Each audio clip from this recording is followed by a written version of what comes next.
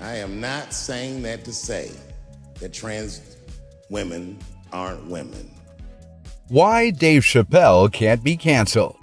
In Netflix's The Closer, Dave Chappelle revisits his views on transgender individuals, which sparked outrage in his previous show. It's no surprise that he's doubling down on his strategy of courting debate. He predicted he would be canceled a few days before the broadcast of The Closer, and he mentioned it again a few days later at the premiere of his new documentary at the Hollywood Bowl.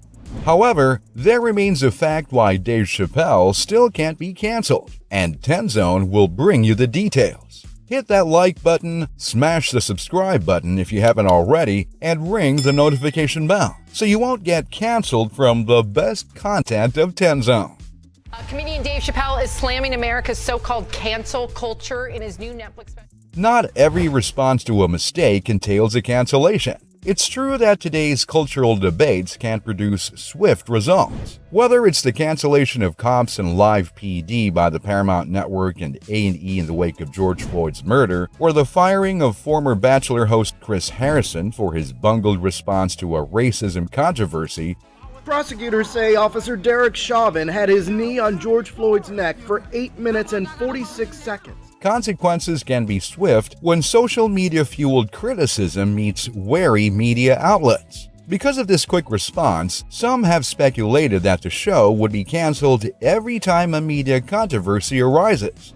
However, such swift action is a relatively new phenomenon. Netflix's unwillingness to respond effectively to criticism of Chappelle's special feels like a throwback to the bad old days, when media giants frequently dismissed the views of oppressed groups. I'm black, I am a comedian, and I am transgender. I understand that he's talked about the transgender community, and some of the things were painful to hear, but funny because as a comedian, that is our safe place. The strategy is not without cost. It creates a vicious cycle, driving advocacy organizations to push for the most extreme solutions simply to be heard. This dynamic also plays into the hands of some media's most outspoken iconoclasts these days, who have made a point of opposing anyone asking for more care in the media's portrayal of disadvantaged communities. Hordes of scolds who can't take a joke in the perspective of these people, commentators like Tybee, Bill Maher, Joe Rogan, and Dave Chappelle are trying to over-police pop culture and stifle anyone who dares to defy their dogma.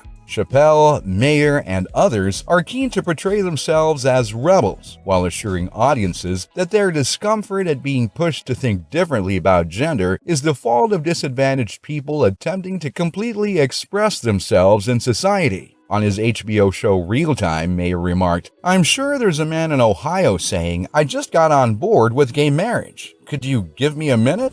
But what about transgender persons who have been waiting for more than a minute to be treated equally and without basis? Sadly, Mayer's statements reminded some individuals of polls from the mid-1960s. Not wearing masks. They got a picture of them. Well, they said they just took the mask off for the picture. Mayor Garcetti. That showed a big percentage of Americans worried that the pace of integration and extended voting rights for African Americans was proceeding too quickly. Such views overlooked the fact that many who had been marginalized by Jim Crow-era segregation laws had been waiting decades for change. All of this overlooks an essential point. When a piece of media places bias or stereotypes at the core of its message, cancellation doesn't have to be the default response. Indeed, eliminating Chappelle's special isn't even on Netflix's transgender employee research group's list of demands in reaction to The Closer. Instead, they advocated for measures that would improve Netflix's inclusion policy while also removing homophobic and transphobic content. This isn't about removing content, a former Netflix employee explained. In an interview with NPR, Hagelsmeyer stated, "This is really about expanding the approach, making it more flexible, and bringing out more parity in materials so we can tell more interesting tales." Change in the media and society is typically gradual. Big media firms' answers to pleas for change have been slower for much of television's existence. To the White House staff, Mrs. Lincoln's personal assistant, Kate Chase. Warm, friendly, charming, all these things.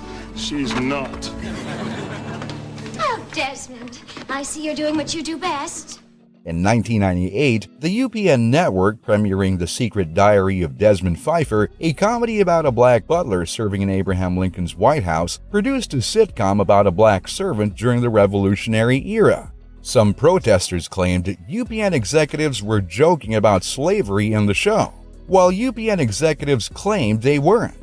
However, several critics felt that situating a ridiculous sitcom during this historical period with a black lead character in a place where black people were still enslaved was trivializing the matter. Thankfully, the show was terminated after only a few weeks. Complaints about this stuff frequently felt like spitting in the wind, as if we're fighting a system that was rigged in favor of a white-dominated industry that didn't care about sophisticated arguments about representation and accountability. Pushing media companies to live up to the ideals of inclusion and equality is often a long game that necessitates constant pressure and scrutiny, a far cry from so-called cancel culture. Responding to problematic media with a knee-jerk push to cancel people only encourages companies to react without nuance or deliberation when a controversy arises.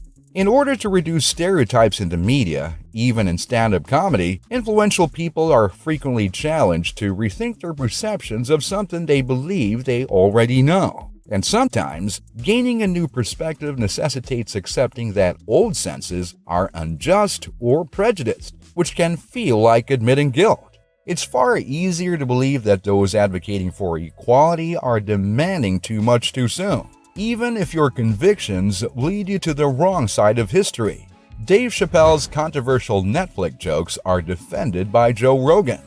On October 19th, the Spotify host addressed his friend Dave Chappelle's Netflix special being canceled. All he's doing is waiting out the storm. He's neither homophobic nor transphobic. He enjoys making fun of himself. It's amusing. All you're doing is cracking jokes. He defended the comic by saying, "That doesn't indicate hate. This is today's dilemma," he continued. "You make an enemy if you don't have one. As the number of people who despise you decreases, you begin to search for equilibrium and the source of your distress. So now, you're even more irritated by jokes. Silence has now become a form of aggression. You can't just be this anymore. You have to be there." Rogan then complimented Chapelle, claiming that he's incapable of hatred. He stated, "When you go down to Dave Chappelle's true feelings, he's a great person. He's one of the kindest persons I have ever met. He adores everyone. He isn't a horrible individual. He's just a regular guy who enjoys the art form of stand-up comedy." Those who found JRE's jokes offensive didn't pay attention, according to the inventor. Whether you agree with him or not, it's in no way transphobic if you pay attention to the entire message. It's just not the case, he explained. It turns into this strange control level. The assumption that there are some concepts that you can't mock is harmful. It's not healthy for anyone. Dave Chappelle slams cancel culture. In response to complaints that his comedy show was transphobic, Chappelle stated on Instagram that he was willing to meet members of the transgender community. He then asked viewers to vote on whether he should be canceled. It comes after a tiny demonstration outside Netflix's Los Angeles offices. Chappelle's Netflix show The Closer, in which he declares gender is a reality and LGBT people are very sensitive, has enraged critics. Ted Sarandos, Netflix's chief content officer, apologized for how he handled internal employee discontent, stating, "I screwed up." According to CNN, Chappelle's video was shot at his performance in Louisville, Kentucky, and was shared on his Instagram account. It was his first public response to criticism since the premiere of his show on October 5th. He was on the show with Joe Rogan, a prominent podcaster. "I was requested to speak to transgender employees at Netflix, and I refused," Chappelle, 48, told the crowd. He also denied being at odds with the LGBT community, adding, "This has nothing to do with him. It's about corporate interests and what I can and can't say." What are your thoughts on Dave Chappelle's cancellation controversy? Let us know what you think in the comments. I'll see you on the channel next time. Until then, it's not goodbye. Be sure to check out 10 Zone's Facebook and Instagram for more worldly trends at your convenience. Let us know which fact shocked you the most by leaving a comment down below. Thank you for watching, and see you again soon.